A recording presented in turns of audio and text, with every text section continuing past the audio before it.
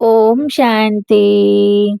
14 नवंबर 2025 के ईश्वरीय महावाक्य है। सुनते हैं मुरली का मुख्य पॉइंट्स। बाप दादा ने कहा, मनुष्य समझते हैं शास्त्र पढ़ना ज्ञान है, पर असली ज्ञान केवल एक भगवान ही दे सकता है, जो स्वयं आकर सिखाते हैं।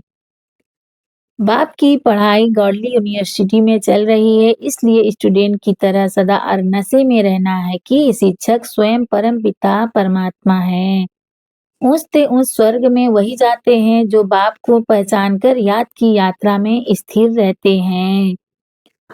नीच दुनिया यानी पतित दुनिया का अंत निश्चित है। अब नई पावन दुनिया की तैयारी करनी है। जिसकी बुद्धि में सच्चा ज्ञान है, वह किसी के कहने या नुकसान से कभी रंज नहीं होता। अच्छा, ओम शांति।